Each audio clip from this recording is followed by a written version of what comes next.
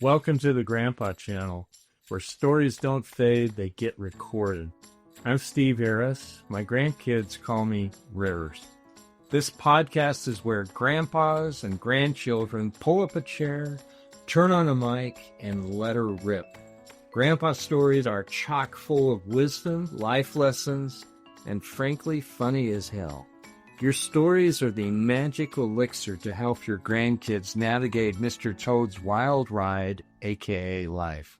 Let's Grandpa. This episode of the Grandpa Channel is brought to you by Harris Big H, home of wonderful hamburgers, French fries, onion rings, the magical and medicinal, so I say, root beer freeze. Head to Hires and treat yourself like the legend that you are. Now back to the channel. Hello and welcome to the Grandpa Channel. Today we have an amazing guest. He's like one of the coolest guys that I know. We've known each other for over 10 years. We're sort of brothers from another mother. And Curt Dahl is his name. And I am really looking forward to talking with Curt. Curt is a multi-talented person, and without sounding like this is a eulogy, we'll just, without any further ado. And we're also doing this under some hazardous conditions. You've heard of hot yoga. We're doing hot podcasting. The air conditioner's on the fritz here at the Cobblemore Studios in Sandy, Utah.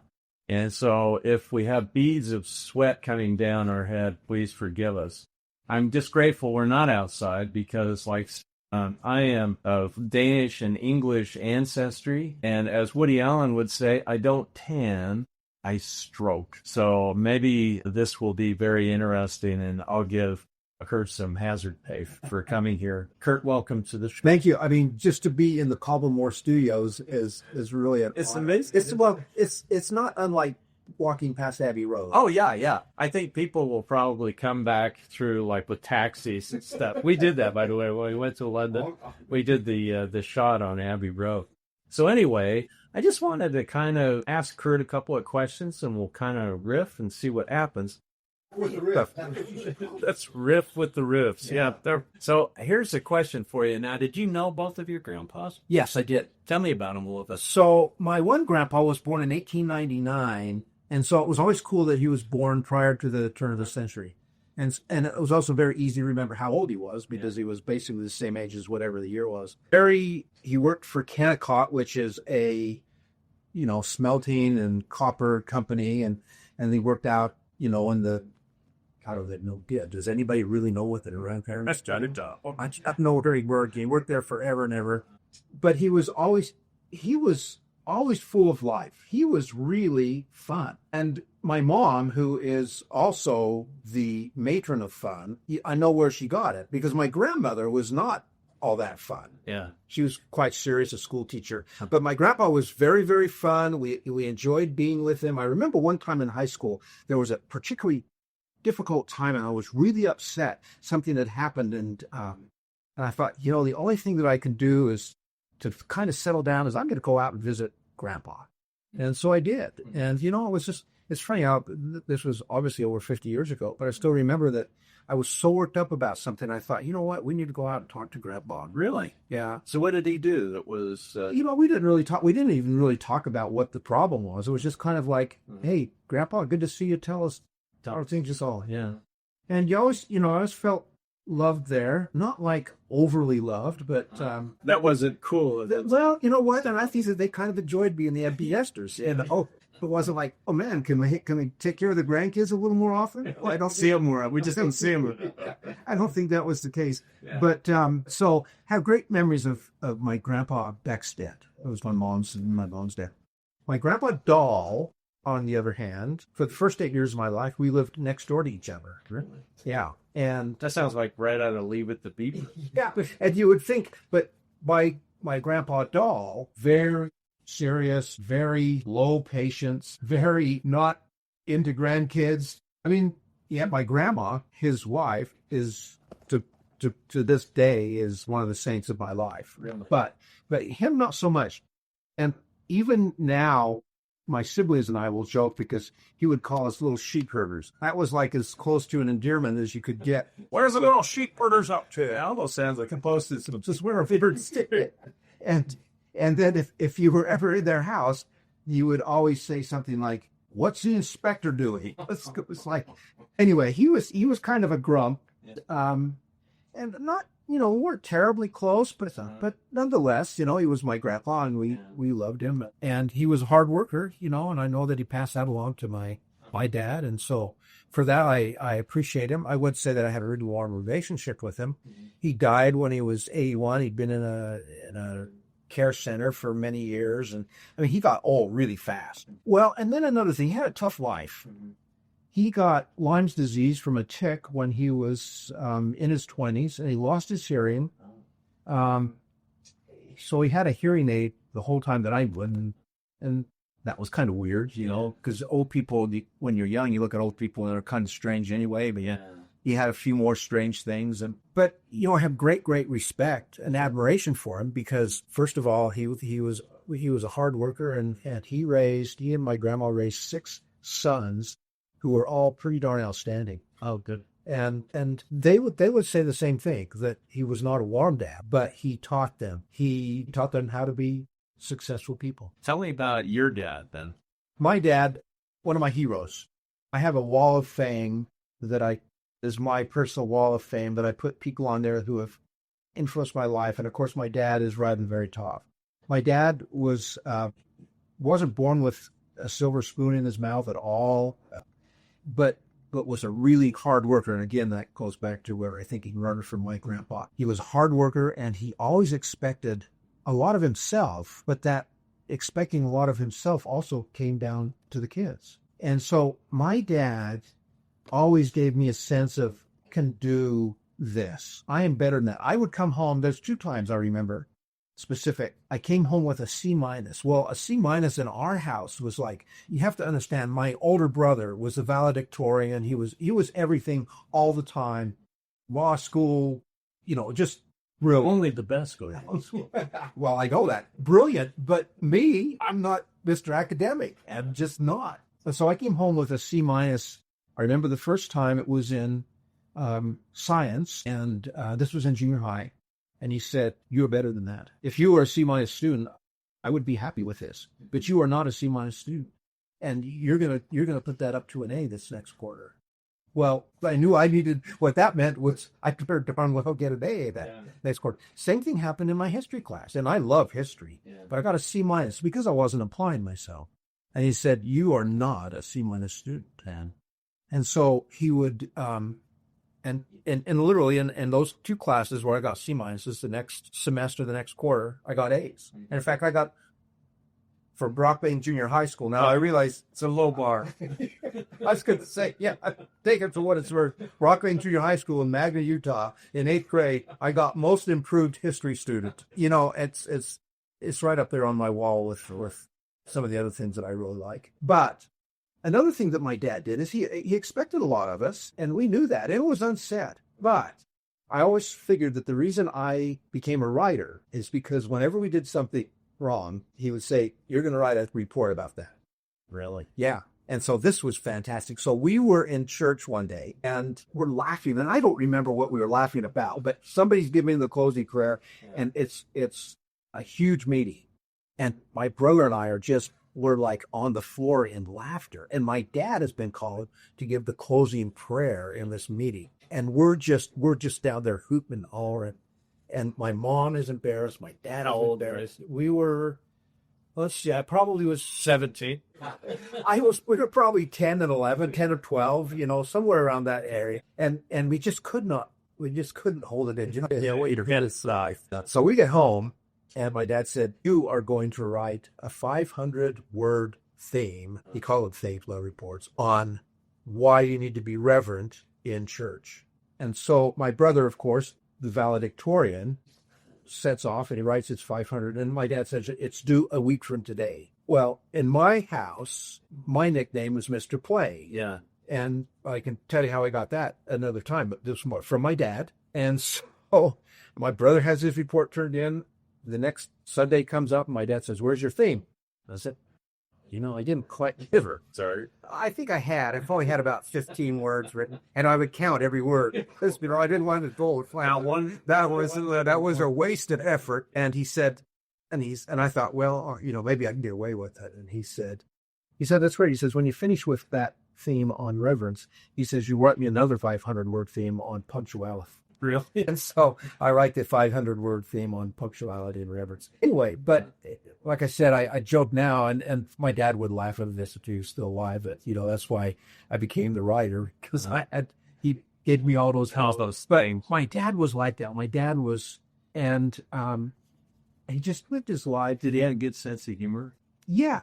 I wouldn't say he was like Mr. Fun, but he was, again, very hard worker. I feel like I owe so much of who I become, obviously, to him, because he had such high expectations of us. And that goes from, we lived on the West Side, which is where we live, is really not the upper crust. And he was always like, no, you are better than that. You can make something of yourself. And we did. I'll go back to the Mr. Play thing. Please. Again, because it kind of goes to the whole thing about being a hard worker. When we were young and summertime came, there's nothing to do in the summertime if you're a kid, except play. And my dad, before he went to work, and he was so good, he was good at details. I'd be like, that's too much effort. He would write us each a list of things that he wanted us to do before he got home from work that day. That was it. And they'd post them on the refrigerator, and my mom would say, when we wake up, here's your list today. This is what you're supposed to do. And I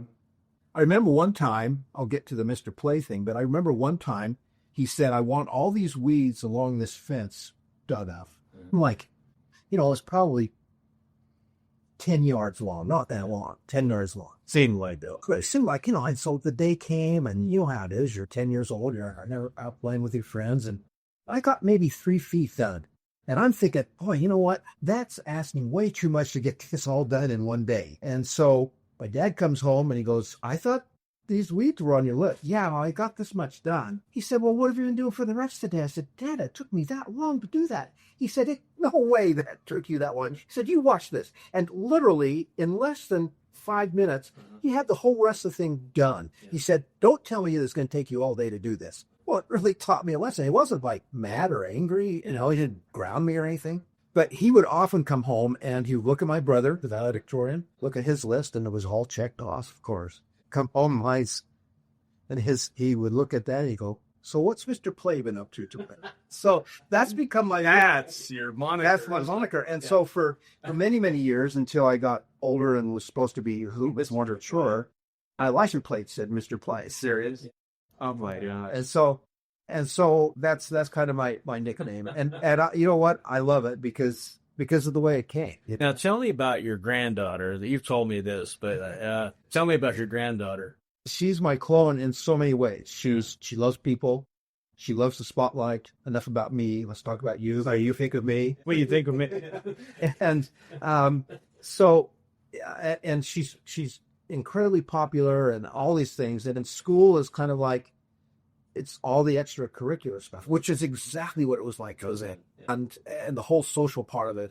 And so the other day, my daughter and her husband, who are fantastic, said to her, she wasn't doing well in school, and they were kind of telling her what she probably needed to do better. And she said to them, why is it that you get mad at me for things that you just laugh when Grandpa tells you, but he did them when he was younger? And there's a lot of truth to that. And you know how it is. I love telling my granddaughters about, and I just got granddaughters, 7 granddaughters, about my escapades as a youth. I was fun. I had fun. I was not the model kid that, you'd hold up and say, this kid's going to make so good of his life. But I was having a good time.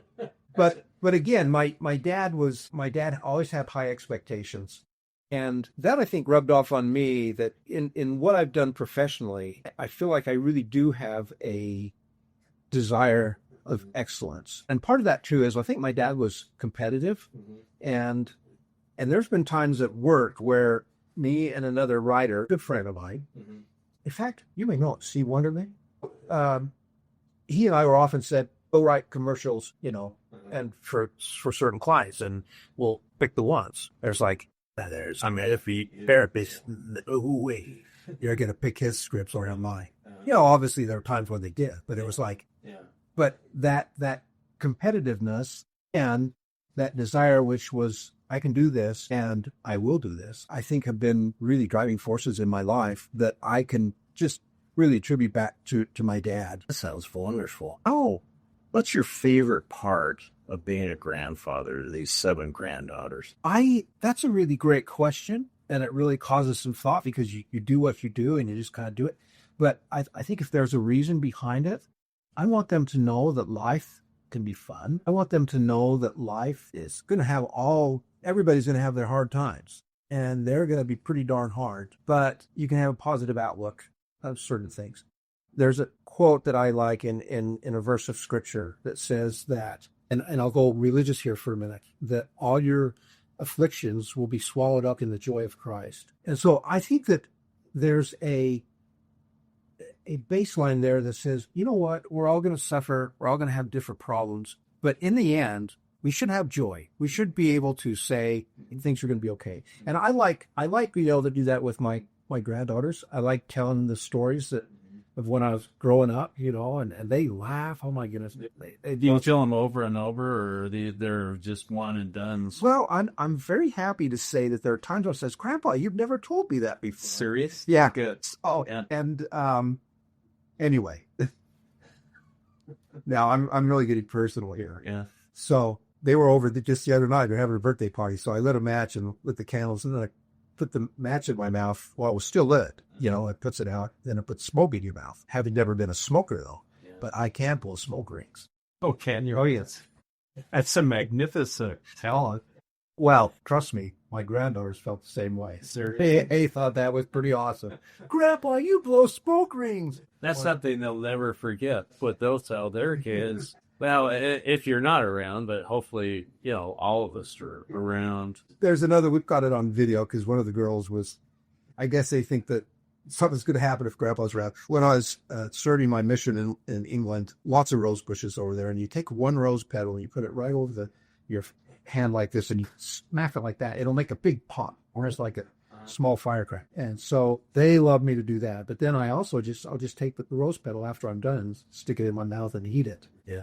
They are edible. They are. They don't taste bad, but oh my goodness, my granddaughters they think that is like the funniest thing in the world. What do you think your strengths are? And I'm going to ask you what your kryptonite is here in a minute. So what do you think your strengths are as a grandfather? I think that I'm pretty optimistic with them. I think that and I'll say this, fun. We'll have sleepovers with our granddaughters, and it's like, one thing we want to do is we want to watch movies. So we'll watch movies. They're not always fun. They're sometimes serious, but if they're coming to our house, they're going to have a good time. And my wife, who is just the angel, nothing is too good for our granddaughters. I mean, she'll put on the spread and everything else, and I'm kind of in charge of the fun. And so you're bringing the fun. I'm bringing the fun, and I can do that. Yeah. So, what do you think what's your kryptonite? What's something that you really struggled with? This is going to sound really strange, but sometimes your strengths are your weaknesses. And I sometimes think that I'm more optimistic about things. And there are certain things that are really, really serious and it should be taken serious. Mm-hmm. And that perhaps I don't see it. And sometimes I'm so optimistic that I don't look at reality. So I hope that I would hope that my granddaughters will say, yeah, well, Grandpa, that wasn't quite right. They'll give me a little bit. I mean, they'll cut you a lot of the slack. And my own personal experience is that kids, and I think grandkids, are forgiving if you acknowledge your humanity, towards them. I have several granddaughters who have unfortunately inherited the anxiety, depression thing. And I feel like I've been open enough about that they understand and that we can talk about it. And that's one of the things also, what would you say to them? Well, I knew that they were having anxiety, and my daughter would go to the doctor and say, yeah, and so I would say, you know what, I have that same thing. And I tell them when I kind of felt like I knew it when I first got it and what it felt like and how it feels like. And I tell them every day. I had a granddaughter that said, well, I don't want to take my medication. I said, I don't know why you would take your medication. She goes, well, I just don't want to take meds. I said, I've taken happy pills for 30 years. Actually, it's longer than that now. I said, and I don't like taking pills, but I like the fact that I'm a better person. I can function because I can take these pills. And I think that helped in taking the medication. So I think, again, just being honest with them and not, just trying to say, hey, you know what? Listen, there's days when I don't feel like getting out of bed. Like this morning. And I said, you'll probably never see that because I'm really good at putting on. I'm really good at putting on, but I may go home and just collapse. The tears of a clown. The tears of a clown. And it's, and so I'll let them know that they may never see that, but it's there.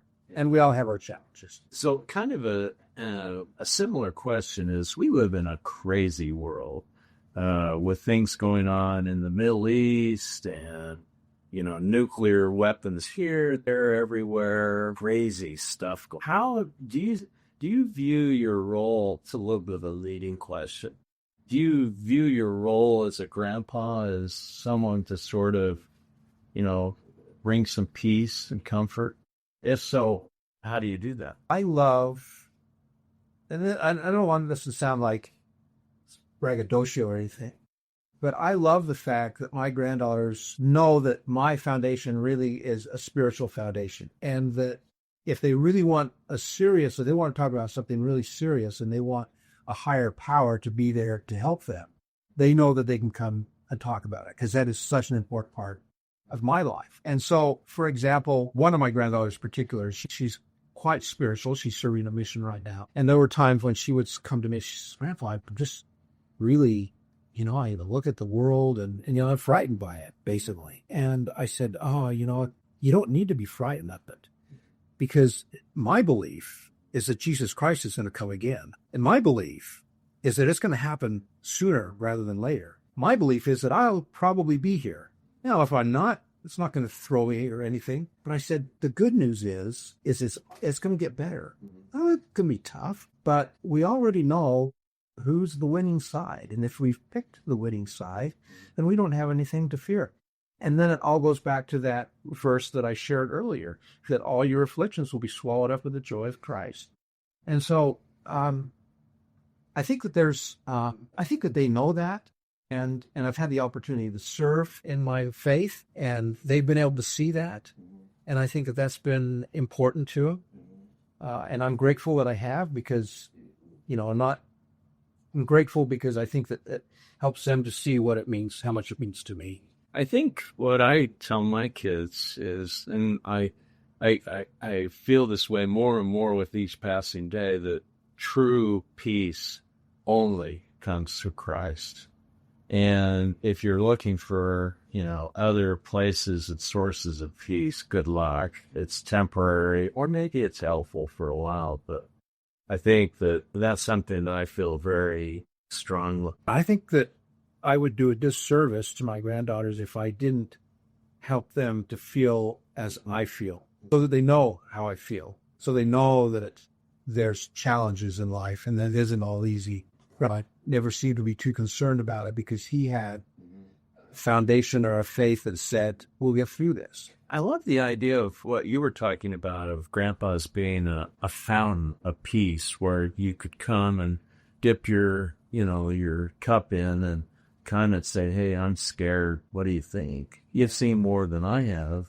I know there's rivers, but rivers you've seen more than what I have. But I love that idea of a grandpa being at peace with himself, at peace with God, and then sharing that peace with his grandchildren. And I just think that that's one of the high callings of being a grandpa. I agree, because a grandfather in most situations will be the pinnacle of wisdom, pinnacle of somebody who's lived life, who should know what's going on and should be able to impart some sage advice. Now, from my standpoint, if you say, let me share some sage advice with you, it's not going to look very fun. But if they see that that's the way that I live my life, then it's like, well, Grandpa, you you do this, you do that. How does that happen? What? Aren't you afraid? That maybe they was. Yeah. Yeah, this is that. How come you're not afraid? And I love the fact that, and again, I feel like I've got that relationship with my granddaughters, which I'm so grateful for, that they know they can talk about anything. One thing, again, my service in my faith is I've had the opportunity to counsel with a lot of people who've made big mistakes. Mm-hmm. And so it's like, and you know what? There's nothing too big. There's nothing that you've done that's going to hold you back from becoming who you want to become. And it'll be a bump in the road. But again, if they can see that in my everyday life, I hope that they recognize that, okay, well, Grandpa, so when he says something like that, yeah, I believe it. It reminds me of a little story about my dad. My dad, I held in the absolute high esteem that you did.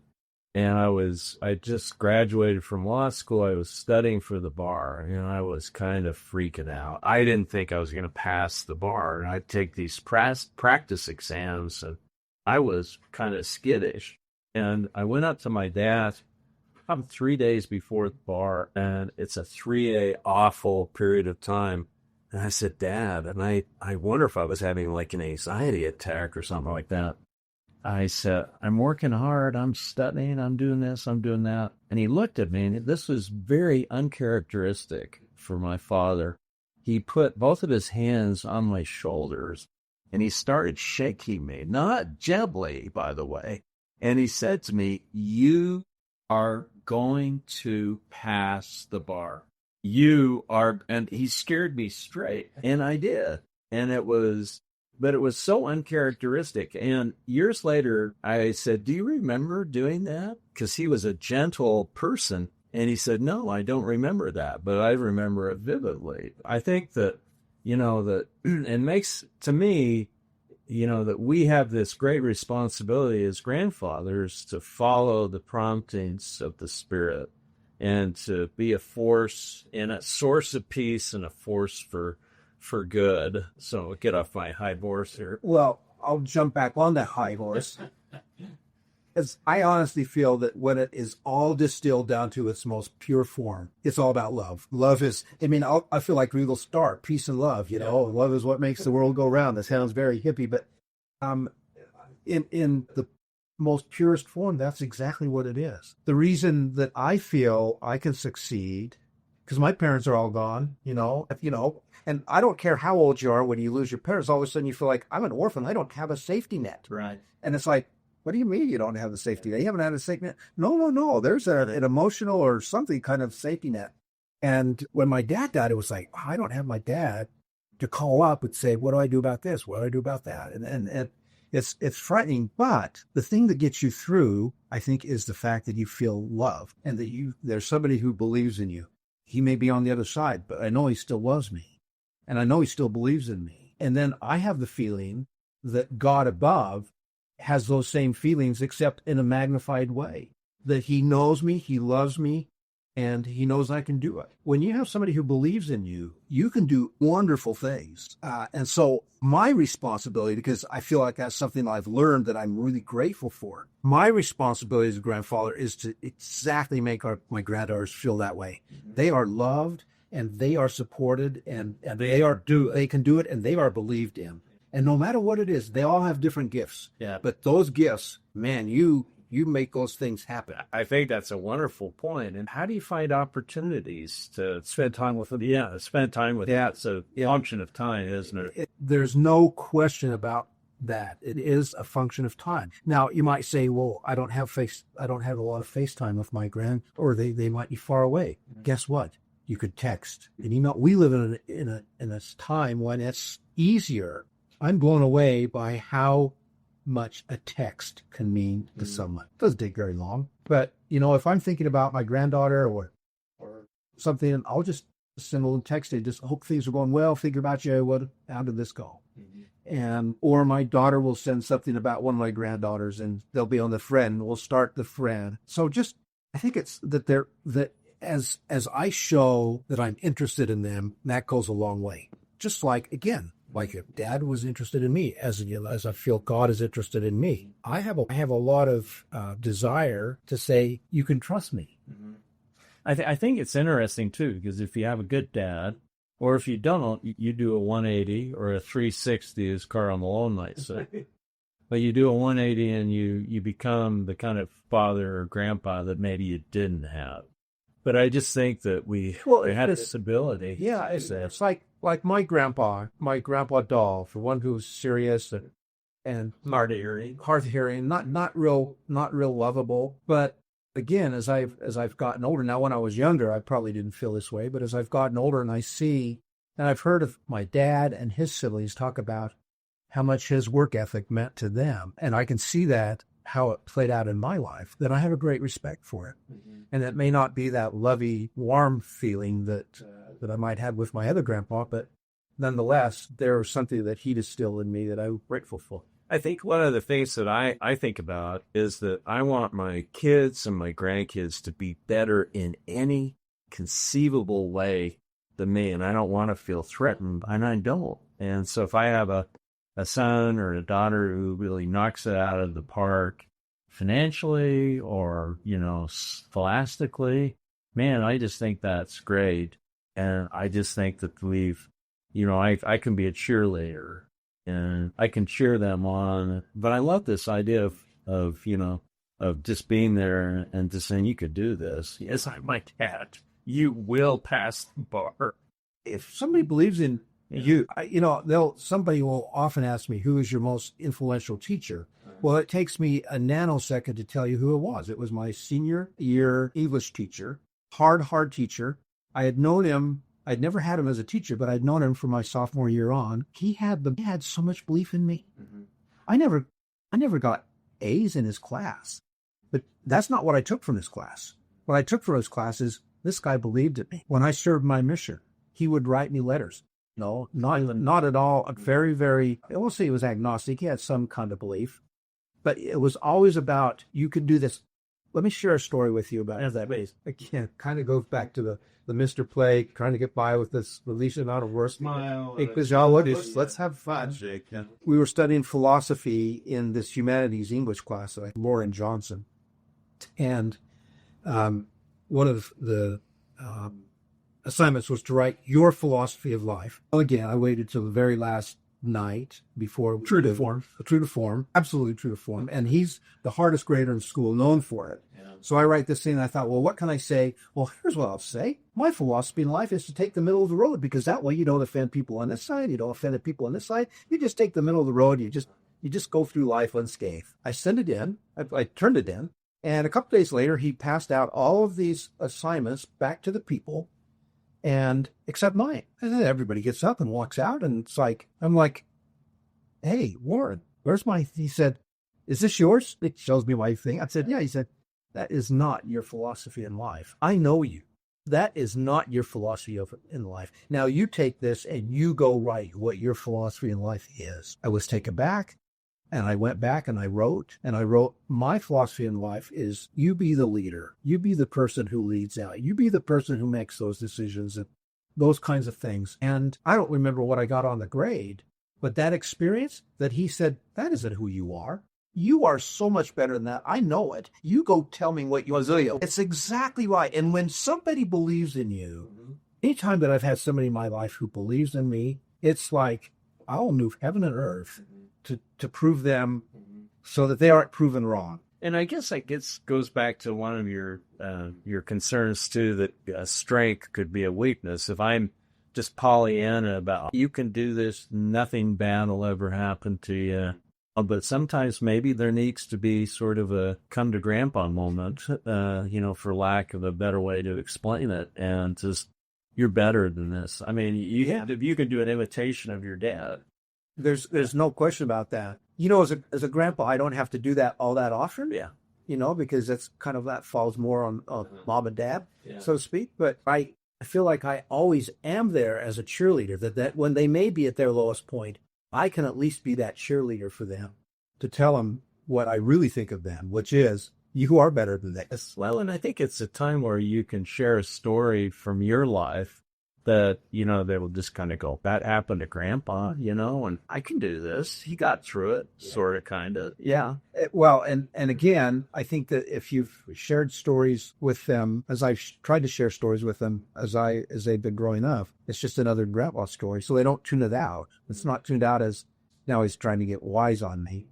It's like, oh, wait a minute, this is another story I want to listen to. And I think you build that relationship base where, when you say, we need to talk, where if you got that base, then if you're not just the grumpy grandpa, that they scatter when you're kind of coming into the room, I think that really helps too. I found that if I'm really interested in them, not just on a high level, but what is it that you are interested in? And you can talk to them about things like that. That also makes all the difference. But it puts the onus on me to know what is it that you are interested in. What do you like? What are the things that are... Now, my wife is the queen of that. She knows everything that's always going on in their lives. But I have the opportunity then to say, well, tell me about this. And unfortunately, there's several of my granddaughters who are kind of in the creative field, marketing, and one is a singer doing incredible things. And yet I have another granddaughter who's a biochemist major, but I ask her about biochemistry all the time. I have no clue about any of it. I don't even know how to spell it, but I want to know how it's going and what class is she in right now that's hard or easy or... I think you've given me a lot of things to think about. Well, I'm not perfect.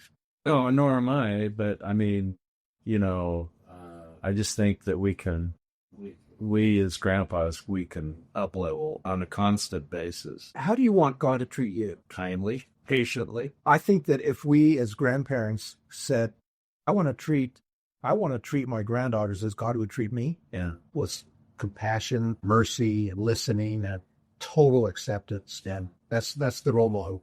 Well, and I suppose that what we want too is we want to see our grandkids as they really are, rather than just some annoying little, pipsqueak. That's tough sometimes. For me, I can be a little bit patient. I also think it's really important to remember the good times. Now, I realize not everybody maybe would do this, but twice a year I put together a film of our one's for Christmas and one is all about our summer vacation we always take as a family together. And one I modeled after The Office. So it was all like it was The Office, but it was talking about things that we did on our summer vacation. And we're laughing our heads off. And so, again, remembering those times and just laughing a lot is that there is an amazing, amazing bonding that comes when you can laugh. And I love it when they laugh at me. Yeah. I love that. Well, I don't mind being the object of their... and you know what? They love that. I tell people that sometimes I'm the human pinata of the family from a human... And you know what? You will be forever endeared because of that. If somebody says, don't make fun of me, and that's like... I'm grandpa. Yeah. So what? Yeah. Now tell us kind of what you're up to in the twilight golden year. We're the same age. We are septuagenarians. I refuse to learn how to spell that. But I retired full-time from what I did. I was a creative director, and I retired full-time from that about 9 years ago. But I love what I do. I just love what I do. It's who I am. And so I was fortunate enough to have people that would come to me and say, hey, can you help us out on this or help us out on that? So as fate, luck, providence would have it, I've had the opportunity to have quite a few clients. And for whatever reason, I have become kind of a podcast guy. I do a lot of podcasts. That started with doing things for the Church of Jesus Christ of Latter-day Saints. There was a group from George Washington's Mount Vernon that said, I understand you're doing these. Could you do some podcasts for us? And so I did a number of series of podcasts for George Washington's Mount Vernon. I'm working on some now that for George Mason University, which are all about the pre-Revolutionary War and things like that. And so 20 years ago, I didn't even know what a podcast was. And now it encompasses my life. I have another client that I get to do work for called Pass It On to billboards, TV.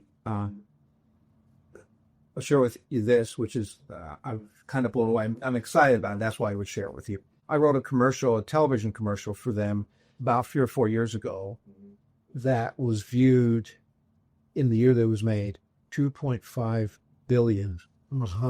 Yeah, wow. And they did it in different languages. I'm still kind of like blown away by that. Yeah, but anyway, so one of the things that I've done all of their radio spots, radio campaigns for them. I've been telling them, you should do podcasts.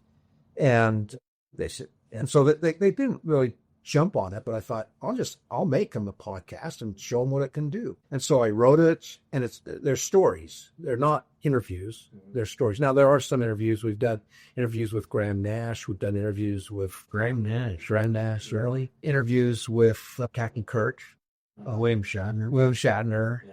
And then some others that are less known that are very big in their field. But it's not just a sit down back and forth. They're what we would call an edited podcast, a distorted podcast. So Pass It On, they typically will do these billboards with famous people that have had some kind of value that it's driven their life and made them successful. And so I've been able to do a couple of dozen podcasts for them that focus on people who've made something of their lives. For example, there's a man who was 60 years old, and he ran in the world's longest ultra marathon, which was from Sydney, Australia to Melbourne, Australia. And he was up against these world-class runners, and he shows up in his overalls and gumboots. And all he'd done all of his life is he would herd sheep. He heard them running. So what he did is he ran from Sydney to Melbourne, and he never stopped. These world-class runners would run for 8 hours, and they would rejuvenate. He just kept running, and he broke the record. He smoked it big time. He was 61 years old. Anyway, so stories like that, and it's determination. Pass it on, and that's kind of their tagline for it. And I love what I do. Somebody said, "Well, are you ever going to quit?" I said, "I'll quit when nobody wants me to do it anymore." But I love what I do. Yeah, I do too. And, it's to take on something like you do, like I do at our advanced, tender years, it's noteworthy, I suppose. Well, my wife said, too, the other day, we love asking questions. And so when we ever go on a trip, we take these boxes of questions. And one of them was, have you learned anything in the last several years that surprised you? And she said, well, you've learned how to do all of the audio editing on the computer. Because before, we would hire an editor back in the day. But that's not the way things are now. And so being able to teach yourself how to put together, just like you're learning to put together all of this stuff, it's like, hey, you know what? At 70 years old, I'm pretty happy that it's not. Yeah. I tell people, and I've told people, kind of counseling people, that I want to go out with a bang instead of a thud. I think that, I have these experiences, as do you, that I think lead to some wise... Well, look what you're doing right now. I mean, talk about going out with a bang. Not that you're going out. Yeah, well, thank you for pointing that out. But yeah, there's some, people say, well, you're at your prime at this much, If you're not in your prime mentally and all of that, when you get to be our age, then something's wrong. Now, I realize there's some people who have had really tough lives, and they don't, they might have some challenges. But, if people... I think you retire and you die. Yeah, I do too. There's a one-hit wonder, this right down our alley. Maybe remember the song, Ride, Captain, Ride. Board the mystery train. Exactly. And I thought, what's its name? It's a one-hit wonder. They were a group based out of Tampa, Florida. Don't tell me who it is. It's on the Spiral Staircase. Blue Velvet. Blues. Oh, Blues Image. Yes, exactly. Blues Image. And so I was thinking that, that I don't want to have my motto as a grandpa. I want it to be Ride, Grandpa, Ride. And I don't want it to be Golf, Grandpa, Golf, or Hide, Grandpa, Hide. And it's something I'm working on. One thing that you've shared with me, and I love, that your kids and your grandkids, but I think I don't remember whether it was your children or your grandchildren, started calling you Ribs. Yeah, Rivers. Yeah, but Ribs for the Ribs, yeah. And or I'm also known as the Rib Triever. Well, you've shared that with me, but again, it's those things that they're personal, and that's what they'll remember that. And the fact that you can be referred to as that, there's a wonderful connection and a term of endearment. Yeah, I just think that it's been fun. It's a fun nickname to have. I also, besides Mr. Play, I have the nickname in my family as Lizard Man. What? And so whenever I sign off on a text, I always put the heart and then an icon, an emoji of the heart, and there's an emoji of a lizard. There's a lizard. So what's the story behind it? So I also referred to as pass out funny, Grandpa, because there was a time literally when we were laughing as a family. I was laughing so hard, I passed out.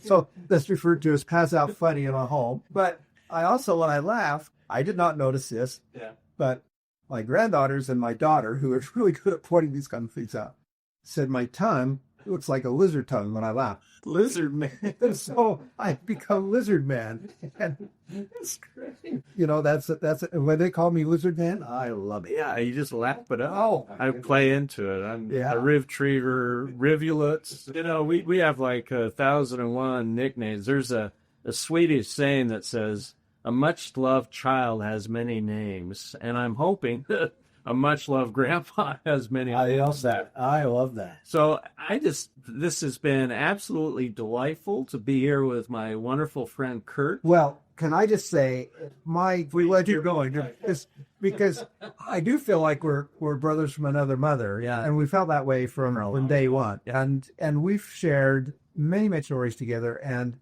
we shared stories about our childhoods, and because again, growing up at the same time and in kind of the same area in a way, but it's just like being able to sit down and talk to a friend. That's what I wanted, to have this be that sort of thing. So when I didn't have, there's nobody I'd rather just sit down and talk to than you. So it's been fun. So I've, again, like I said, I can go on and on. So I guess the closing line might be a grandpa ride, right? And pass it on. And pass it. Thank you very much. That was wonderful. Yeah, we're so glad we got you here. That's it for today's episode of the Grandpa Channel. Until next time, keep the mic hot, the memories fresh, and the jokes just slightly inappropriate. I'm out of here. It's pretty good, I think.